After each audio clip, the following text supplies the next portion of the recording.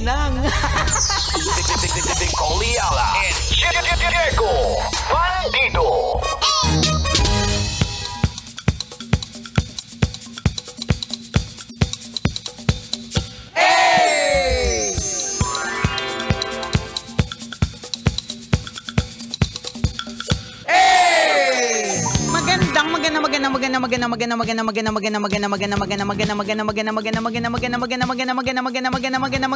Magandang morning. Ay, hindi pala morning. Saan ka galing, Nicole yan? Lasing pa po si Nicole. Wala ka ba tulog, ano? Galing kasi ako ng Candelaria.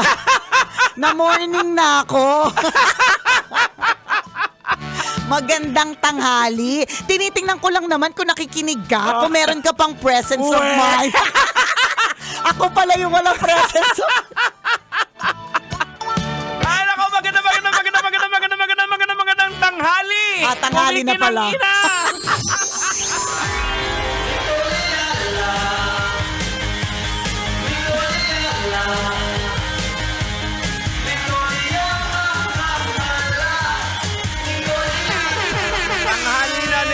Tanghali na ba? Wala na ako sa wisyo eh.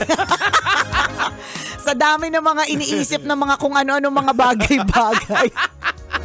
Sorry na po!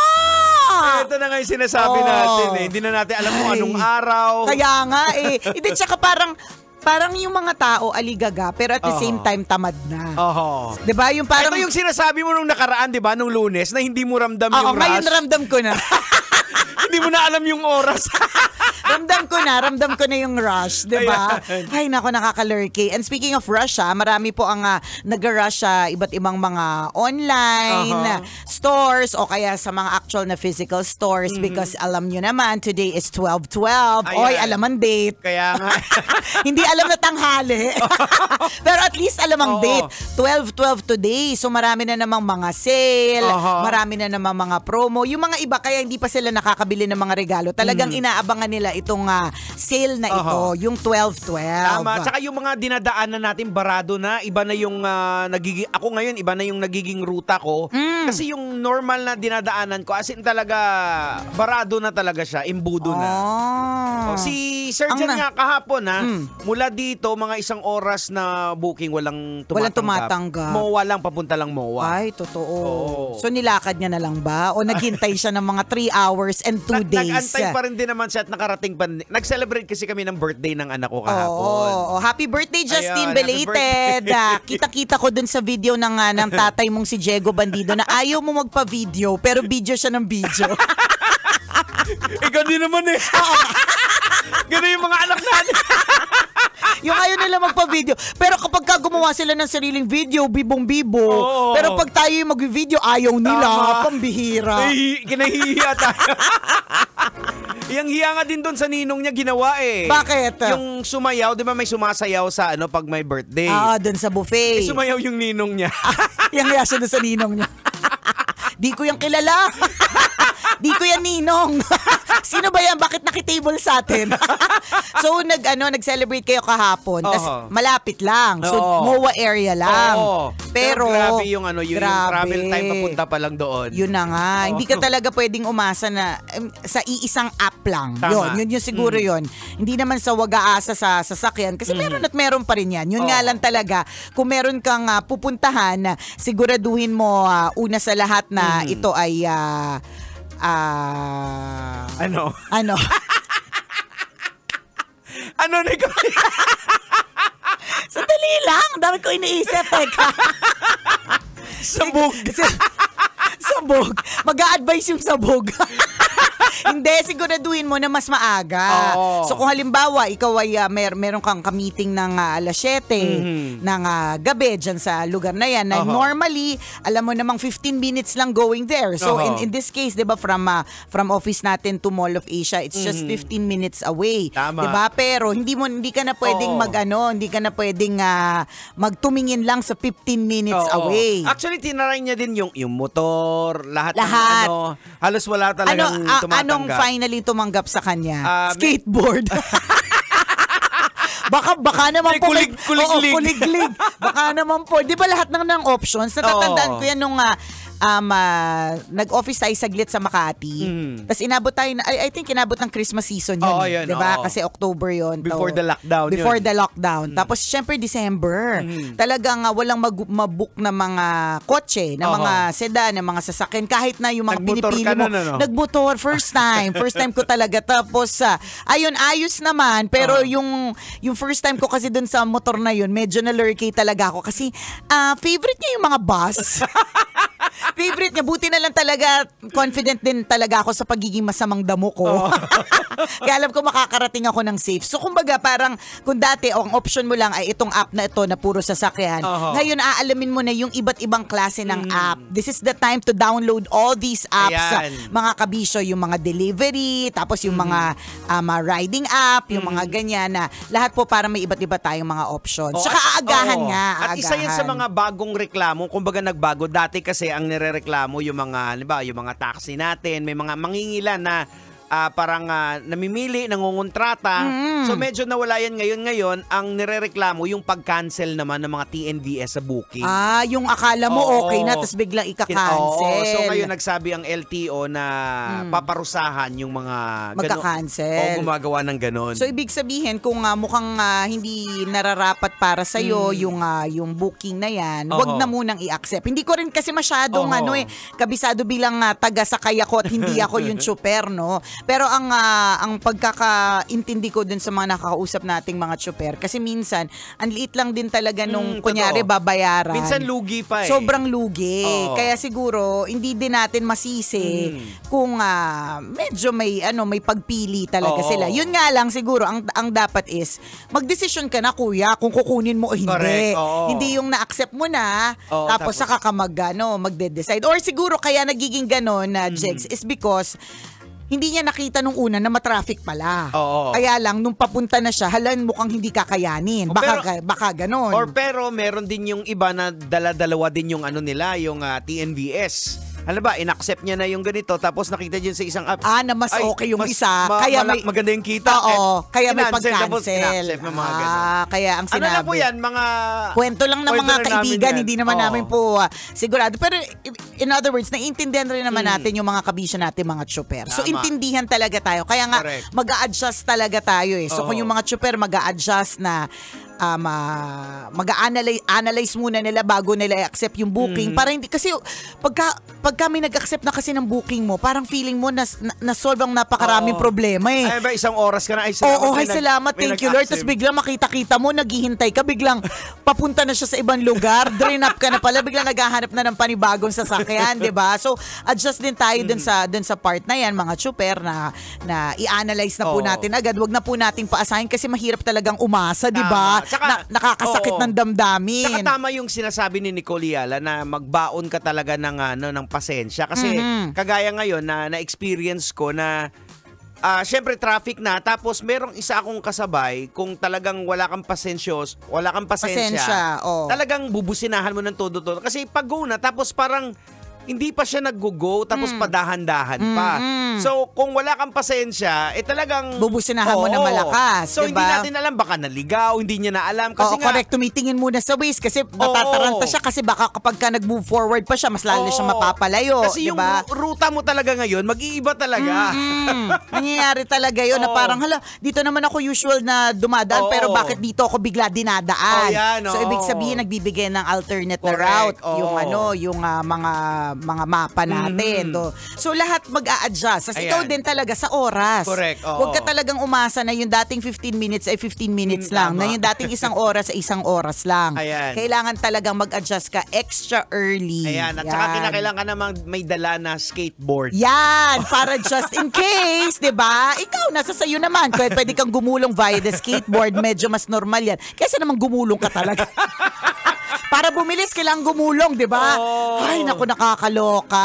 Ramdam na natin yung aligagana yung mga tao sa paligid. Yes, tsaka ramdam na natin. Ito yung hinahanap ko. Kasi parang nung first week of December, parang sabi ko, parang hindi taranta. So ito na yung hinahanap ko. Pero, na-realize ko, kahit tinahanap ko siya, ayoko rin pala siya. Ayoko pala ng ganitong taratag. Gusto ko yung rush. Gusto ko yung Christmas rush. Gusto ko yung adrenaline rush na hatid ng Christmas rush. Pero ayoko ng traffic.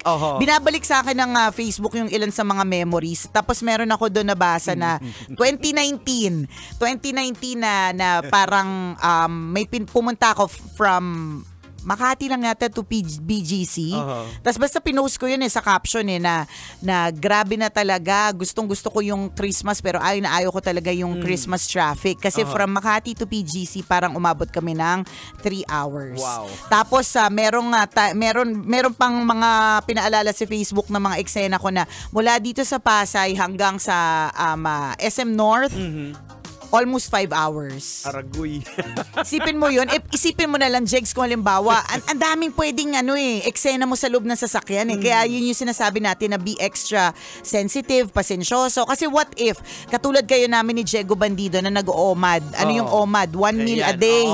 Diba? 1 meal a day. Ang oras ng kain po namin, let's say 7 p.m. Ayan. Pero dahil na-traffic kami, 9:30 na hindi pa kami nakakarating. Hindi pa kami kumakain. So kinakain na ng malaking bituka namin, yung maliit na bituka namin. So malamang mainit ang ulo namin.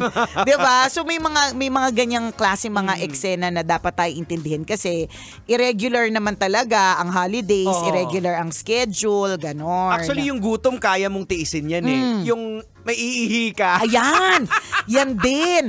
Totoo yung yan. challenge talaga Sa true. Lalong-lalo na. Mo yung pantom kaya mo. alam mo, yan yung time na bumili kami ng parang yung gel, yung para siyang sinusuot siya, tapos magiging gel, parang diaper. Yung dating. Dahil sa mga ganyan katinding traffic. Imagine mo naka-cross legs ka na. Diba? Kasi iniipit mo na parang bawal kang tumawa, bawal kang itulak, Bawal ka masagi. Kasi pag nasagi ka, sisirit. May sisirit, tatagas, may lalabas. Lalabasan ka sa UV Express. 'Di ba? Ang hirap. Hindi po talaga siya madali. So, extra lahat. Yan. Kaya ito din yung perfect time of the year na nakatutok ka sa 90.7 Love Radio. Kagaya nito, maaaliw ka. Ay, oo. Sana naaliw ka. Kung di ka naaliw, edi extra bigyan mo naman yung sarili mo ng Christmas sprinkle and Christmas cheer. Bakit naman masyadong masungit anong meron? Pero yun din ang dapat natin intindihin. Ano ang dahilan kung bakit ang dami namang iniisip, no? Kung bakit nagsusungit ang isang tao. Tama. Pwedeng hindi kompleto ang pamilya sa Pasko. Pwedeng kung kailan magpapasko, saka merong pagdadaanan na problema, merong may sakit, correct, or bagong break. Iba't iba ng dahilan. Marami pong mga dahilan. Oo. So wag natin i-expect lagi na kung ano yung sitwasyon natin, parehas ng sitwasyon ng iba. Tama. Intindihin po natin sila. Yan. True laluto lang halong eklabu. And speaking of extra, dahil kanina pa natin binabanggit, extra yung pagtutok sa Love Radio, ha? Kasi dahil may extra kaming budget, may extra kaming budget, patuloy po kami namimigay ng Noche Buena basket sa iba't ibang parte ng Maynila. Ayan. At hindi lang yan. Manong driver, kasama ka rin din kasi tuloy-tuloy din ang ating Love Knows No Boundaries. Yes. Actually, hanggang next year to. Correct. Kaya maraming salamat sa ACS. Thank you sa ACS. Ikaw ang dahilan kung bakit patuloy na nakaka-receive ng 1,500 pesos ang iba't ibang mga tsuper. Salamat, Pride Detergent. Pride Detergent, salamat. Thank you so very much. Yung mga Christmas party, papalapit na. Ngayong araw meron. Sa atin next week. Sunod-sunod na talaga. Yung, alam mo, yung date talaga, nawawala ka na talaga eh. Hot date na. Hot dates na ang tinatawag na ganyan. Basta mag-ingat lang po din tayo, mga kabisyo. And ang prayer din po natin na ma-manifest mo na yung jackpot prize. Ano yung grand prize? Ayan. Yan. O kaya yung mga minor prizes, 'di ba, na gusto mong ma-atim at ma-achieve. At sa mga nagpa-practice din ng kanilang mga presentation. Ayan. Kanya-kanyang tago-tago, kunwari, hindi nagpe-prepare. O ano na kayo, kumusta na kayo sa practice nyo? Hindi pa nga kami naghahanda Yan. Kasi naman ang busy ng lahat. Asas! Yung iba ngayon, na totoo, may nagpa-practice sa loob ng CR habang naliligo ng dance step. Diba? Ganon yon. Tapos, dahil nandito na rin lang naman tayo sa topic ng Pasko, ito lagi ko itong sinasabi at pinapaalala na nabasa ko to nung minsan yung pagdating sa mga regalo. Ang sabi daw nila, dun sa article na yon, kapag kasi Santa Claus, ayan, mga mommy at daddy, ay nagbigay ng regalo, ang ibigay dapat na regalo ni Santa Claus ay yung yung sakto lang yung amount, yung hindi yung kasi syempre magkukumpara yung yung mga bata. Oo. Maiisip niya, mas mahal ba nung ni Santa Claus yung kaibigan kong hindi naman masyadong mabuti yung ugali? Kasi mas ako dun kasi sa kanya, salbahe yan. Correct, salbahe yan, pero siya naka PS5. Tapos ako, ang nakuha ko Band-Aid, di ba? Ako dati galit ako kay Santa Claus Kasi nga. Kasi di ba, ini-encourage siya, magsulat ka. Oo, correct. Diba? Sulat ka, tapos magsusulat ka naman, di ba? Tapos susulat ako, eto yung gusto kong toy. Pinamagana, nakita ko sa plastic. Mansanas, orange, tapos t-shirt. Eh, siyempre, magyayabangan na yung mga bata yun na nga. Lalabas na Yun na nga. So, yun yung sinasabi na kung kayo po ay, alam na to ng mga magulang. Isang reminder lang po na kalmahan lang po ni Santa Claus. Diba? Sabihin nyo kay Santa Claus, kalma lang. Kasi nagkakaroon ng kumparahan Correct. Kawawa naman yung mga iba na hindi maaabot ng North Pole. Gets nyo na yan, mga magulang? Diba? Na hindi maaabot ng North Pole yung yung regalo. Ganon. Ayan. So, kausapin niyo si Santa Claus. Oo, kausapin niyo si Santa Claus. Sabihin niyo, basta Santa Claus nakakausap ko kayo ngayon. Mga elves si Santa Claus, kalmahan lang. Ayan, prutas-prutas, ayan, t-shirt. yan. Mga ganyan lang, para pag nagkukumparahan, hindi naman maisip ng bata. Ikaw, di ba tingnan mo, galit ka. Anong sinabi mo? Anong unang nilabas mong mga salita? Galit ako kay Santa Claus. Galit Paano talaga. yung kaibigan ko laruan? Tas ako mansanas. Tas may t-shirt pa nakalagay, galing sa, tawag doon, warehouse. Yung binigay din ng tawag dito. Di ba? Kaya kalmahan lang natin. Kung halimbawa gusto mong for the parents, gusto niyo ng mga special gifts, ganyan. Pwedeng manggaling sa mga magulang. Pero pag si Santa Claus, mahirap kasi. Mas maganda yan based on merits Yan, pwede kung may din. ginawang maganda yung bata para makita niya. Yan. So iba't iba po talaga tayo ng para-paraan na mga kabisyo ng kung paano natin pinaparamdam ang Christmas sa ating pamilya. Sa totoo lang kaya ganun ka-emosyonal yung Pasko, Jegs Kasi Christmas for other people ay marangya. Pero for other people, mas ramdam nila yung kahirapan pag Pasko. Tama, totoo yun. Totoo Yun yung double-edged sword ng Christmas Ang saya niya, pero at the same time, ang lungkot niya. Kasi extra lungkot siya para sa mga taong walang-wala. Kasi ramdam nila pag nakikita nila sa labas, pag nakikita nila yung mga dekorasyon sa mall and everything, na everything is so festive, mabonggacious, mailaw, tapos sila hindi nila, ninenervyos sila kung may ilaw ba sila sa Pasko. Ayan. Diba? May ganun Ganun kasi yung kultura natin na but Christmas is supposed to be a statement of grace. Yan. Diba? Yung pag-sharing, yun ang dapat So parang lumaki kasi tayo na pag Christmas, ang daming handa. Yan. Masayang-masaya. Ayan. Kaya tuloy, nagkakaroon tayo ng ekstrang kalungkutan kapag hindi madami yung Kinukumpara handa. natin yung last year, ngayong year. Nangyayari talaga iba't ibang klaseng eksena mga kabisyo ha? Ayan. Basta ingat po kayo mga kabisyo. Friday na ba? Friday, extra traffic.